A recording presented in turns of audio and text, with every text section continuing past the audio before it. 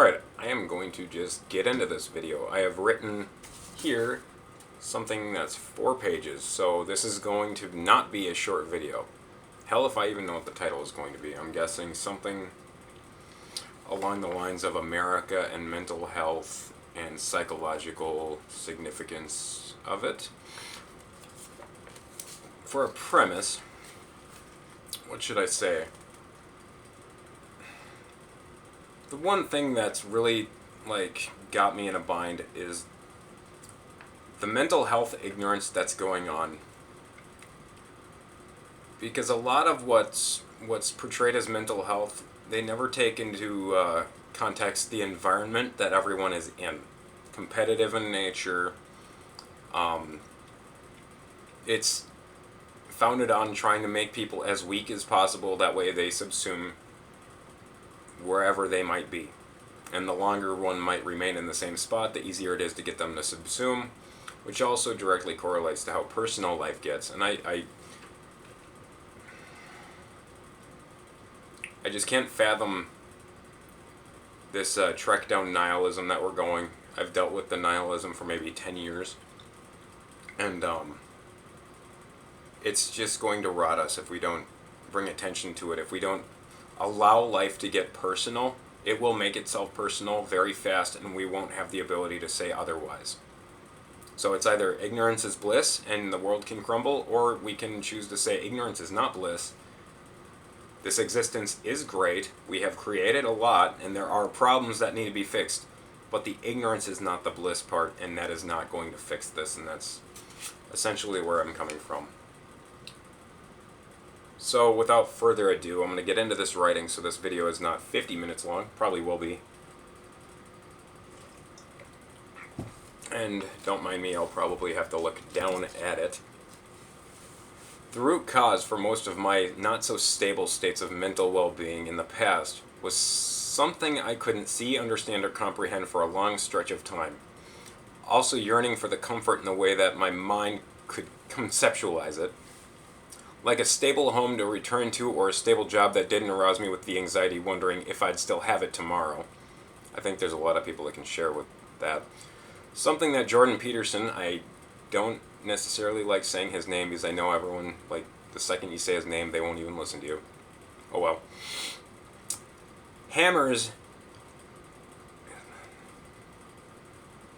Something that Jordan Peterson hammers is that the first place a person will learn stability is the home and the familial unit.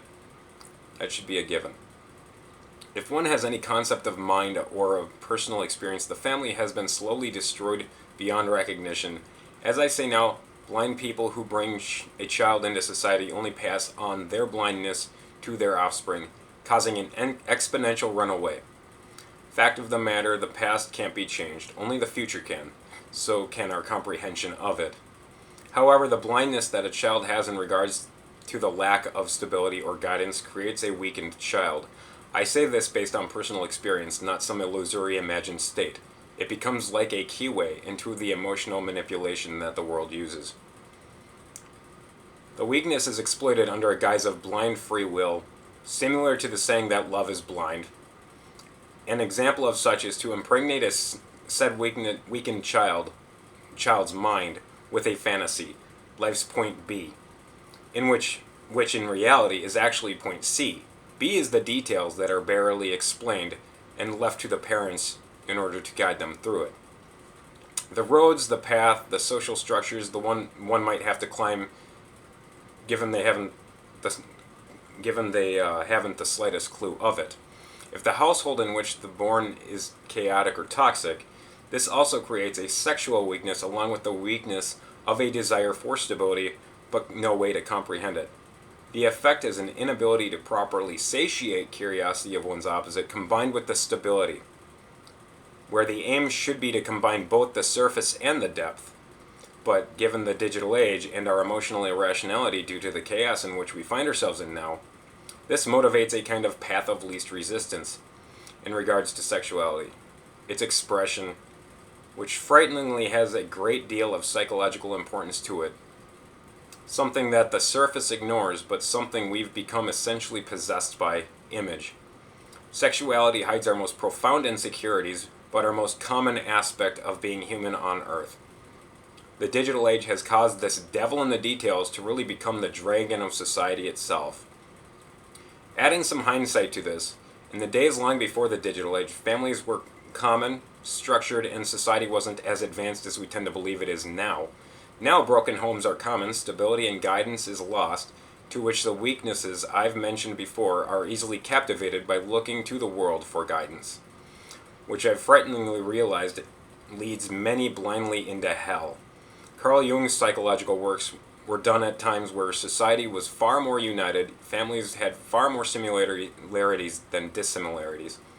People communicated in person a lot more. This meant psychological issues were far more rare and easily dealt with, meaning the issues could be spotted by an observant authority because the loss of this backbone in life and society, understanding the future and knowing what to value is susceptible to the most dangerous of manipulations because our standards of being have fallen short of the ideal. We've lost ourselves, mostly in things. We've advanced tremendously technologically, which was America's aim for a long time. Now this advancement involves the capitalization of our weaknesses. Our technological advancement has reached a standstill. Such is why pornography is so easily addictive and not thought of as shameful. It shouldn't cause a state of shame regardless. This nature simply needs to come into one's awareness, provided one doesn't long to live a life being a childless bachelor at the age of 80 at the bar top alone. Christianity, from an ideological perspective, only focuses on the good, given whatever one might ascribe as good. A child born into a very religious family only to find that their child has picked up a pornographic addiction, they tend to act in the opposite way as should be necessary, causing the child to become instantiated in their behavior as an act of rebellion against their indentured authority, family.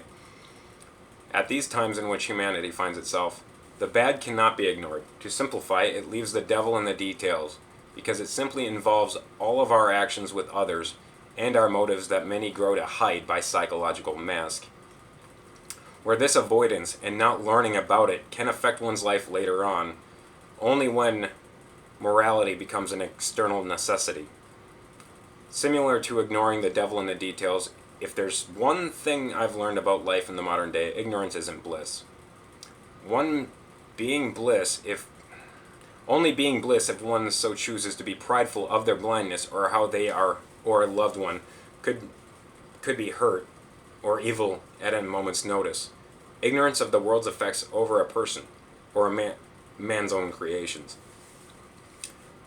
It took a great deal of time to understand what I do, and this is barely the vapor trail over the tip of the iceberg itself. The chaos, our instability to understand our inability to understand our own psychology, our constant obligation to be responsible for oneself, all the while having to contend with life's emotional side. We're too busy to know where to look, and self-sacrifice becomes a painful endeavor, not knowing what to sacrifice. It's why there's an uprising of spiritual dogma concerning ideas of the matrix, simulation theory, and so on. I can only imagine what a child might believe if all he sees is a digital screen in front of him or her. It makes life's purpose hard to comprehend while being tasked to find meaning in the day-to-day existence. Instead, avoidance of thought becomes a safe haven. Emotions become wrapped up in identity and ideas, possessing people with a desire for power. It's why many simply can't communicate properly, because we've been hyper-focused on differences and assumptions over others.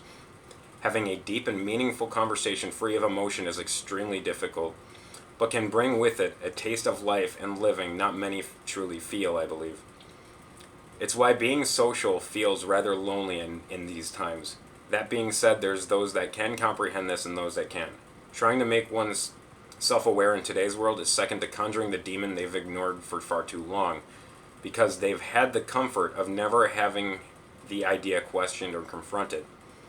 Our values are reversing and our nature is being destroyed. A side effect of both the self-possession put in place by social media and the emotional sides of being itself, all being wrapped up in the chaos I've mentioned. All of this is intertwined with what's commonly and universally agreed upon as mental health, coming with the notions that it's never-changing or permanent state of being. Faith to a word, essentially, to the nth degree in which many may choose to identify with a mental health disorder. There's a reasons those state of minds exist, and the reasons they're kept in place are ignored, because people can't talk about them without the thought of being judged. On the contrary, people might use this identity to put up a wall that can't be communicated through or past ideological possession. A prime example of this is autism. Why do I say that? Because I was diagnosed. It's just a word, nothing more, nothing less. But it's attached to socially agreed upon preconceptions that do nothing, gosh, my English, that do nothing to help. They simply keep the process going. I believed it for 27 years, being socially isolated for so long, until my silent state of self-hatred united me to people that were degrading and destroying themselves unconsciously. Something that I was frighteningly aware of and I didn't know how to articulate, because my internal state of nihilism at the time united me to them. What broke me out, that's a story for another time. I probably have some hindsight into that on my first few videos, because that was 4 months after all of that had occurred. When you hadn't kissed a girl for 27 years, because she became the first girl to express compassion for you, at a point I began expressing my weakness alone when I least desired to be seen. I decided to show her thanks through a first kiss a month later. The 7 months after was nothing short of understanding the anima possession I had been so socially programmed to believe was a constant state of my being, or what would be labeled a mental health disorder. It made me weak, essentially. It made me manipulated, and very easily so. I kept an aim at understanding it, and it came. Now I spend my days writing about it, processing it, and talking with many others going through the same mental and spiritual mess the modern world perpetuates and has caused. Anima possession, to put it simply, from my perspective, is nothing short of being feminine as a male. Emasculation, in other words. Society is brewing men to be weak and women to become animus possessed. If you've ever seen a woman irrationally filled with rage at a moment's notice, you're seeing an unincorporated anima, or animus. That's the opposite side, the masculine side of the psyche, and men have this deeply rooted in them, but most times it comes out in very, very irrational and often requires inebriation for it to come out, because they have no idea where to externalize that force. It's what makes people very, very suddenly just angry, and all it does is wreak emotional havoc on everybody involved. I did it. I'm sorry, but I didn't know what was going on with me. Oops. The masculine personality. When I was in a state of hyper-emotional expression, when the girl gave me that hug, I was dealing with the onset of my unincorporated anima, because I wasn't social for 27 years, and I had no means of expressing it. Being social gave me the self-awareness that being around women tend to do for most men when they're unsocialized for so long. It makes them very, very self-aware and self-conscious. And that's what I was coming to terms with, was the self-consciousness that was aroused from that, and I expressed it, and she didn't care that I was actually crying. So I took that as a sign of something I've never seen before. Compassion. Kind of sad for 27 years. It was a dark road, I'll tell you that. As I've stated before, our values are reversed as well as our true state of being. It's no surprise to me that modern psychology ignores this, places all blame on the individual as the fault or reason for things that are environmentally influenced. Without any hindsight that treating me as other through my educational years made me socially weaker. It did exactly the opposite in the end, but it did make me socially weaker when I tried to go out into this planet, this world, this society, to try and cultivate a career. I was unsocialized and easily manipulated. That did not pay off well, and I hold no emotional attachments to it. I learned a lot from it, and this is what I want to teach people about it. Confronting chaos? ? Overcoming my own psychological discontinuities, all the while never surrounded by a proper state of guidance. Mother that had become addicted to heroin, born into a poor family, labeled as autistic with its societal preconceptions, which also followed the instantiated treatment. If anything, I'm simply glad I'd never taken medication for this supposed illness. It became an illness when the social treatment involved the continuation of my unsocialized and hyper-insecure state of being, making me even more insecure by treating me as other, essentially, by putting me in special ed from kindergarten on through 11th grade. I've said that several times now. People's advice is only founded on the presumptions that their life is stable and that they don't have any darkness lurking in the shadows. If there's anything I've learned about the psychological mask, people can hide the darkest things behind the friendliest of faces. Learning all of this can mean the difference between continuing this state of painful propagation or finally allowing us to focus our attention to where it belongs here and now, not to the stars. Okay. Regardless of the speech impediments, because I don't really read that often out loud,